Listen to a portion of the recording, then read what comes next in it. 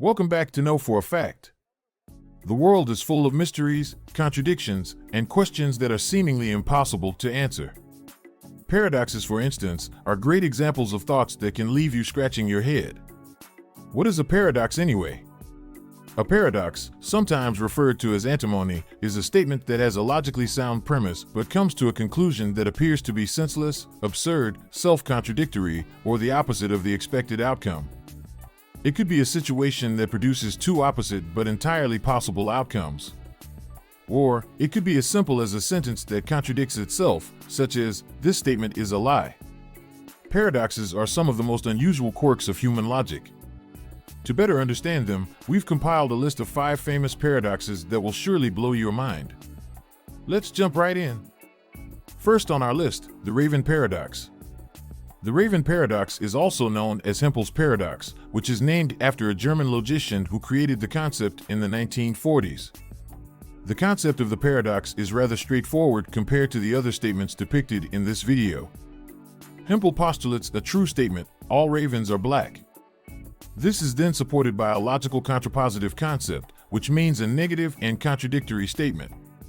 Now, we can say that everything that is not black is not a raven.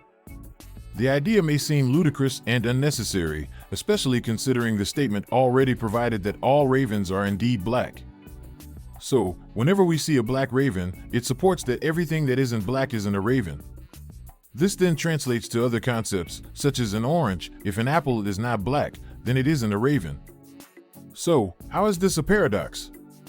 Hempel essentially proves that seeing an orange is already evidence in itself, particularly when it comes to the true statement depicting that ravens are black. Unfortunately, the implications are endless.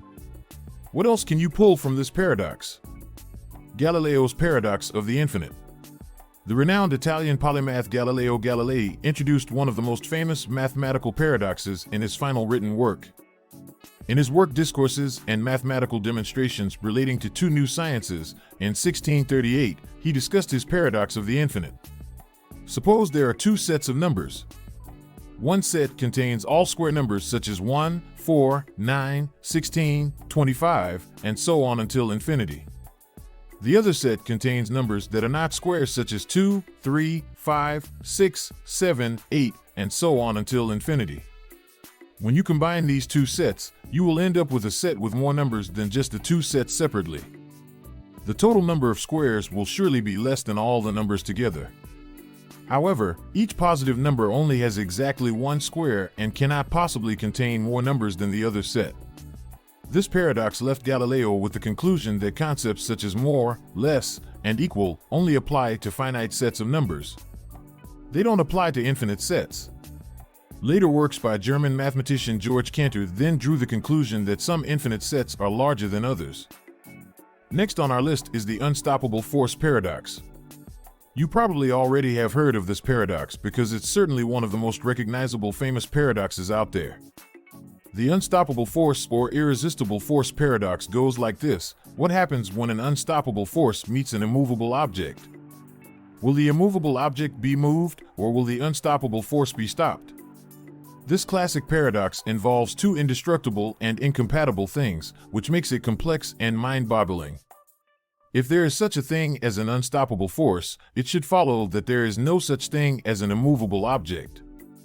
This is true for the reverse. However, both exist in this paradox, so there's no easy answer to the question.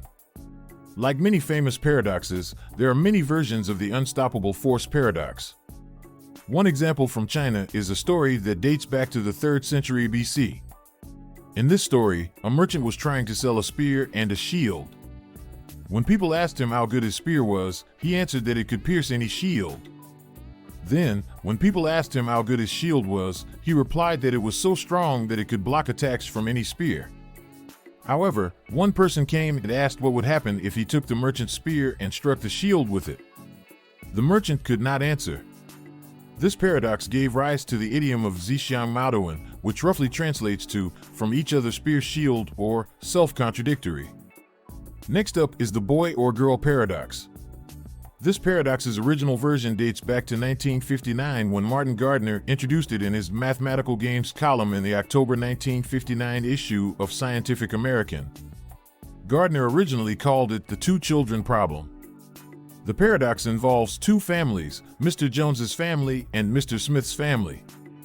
Mr. Jones has two kids, the older of which we know to be a girl. What's the probability that the younger child is a girl as well?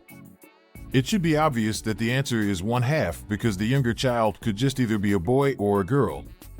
Furthermore, the odds of giving birth to a boy and a girl are essentially equal. Mr. Smith, on the other hand, also has two kids. At least one of them is a boy. What is the probability that both children are boys? Surprisingly, it's 1/3.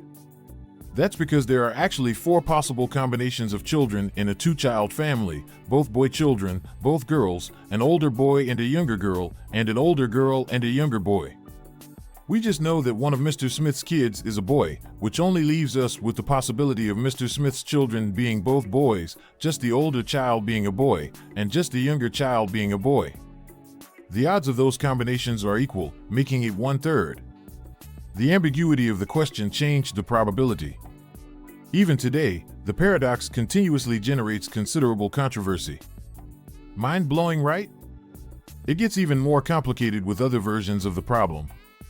The PR when the boy child has a name or if he were born on a specific day of the week. Our final mention on this list is the Sorites paradox or the paradox of the heap. The Sorites paradox, also known as the paradox of the heap, is essentially a concept that happens from what are called vague predicates. The concept usually involves heaps of sand, where the grains are removed individually. Considering the postulation that removing a single grain cannot turn the sand heap into a non-heap, the paradox then lies in an idea: what happens if the removal happens multiple times, just enough to make sure that only a single grain remains? Does that make a single grain still a heap? If it isn't, at what point did it change into a non-heap? What do you suppose is the answer? Let us know down in the comments. That's it for this video. We hope you enjoyed it. What are your thoughts on these paradoxes? Don't forget to smash that like button and subscribe for more daily facts. See ya!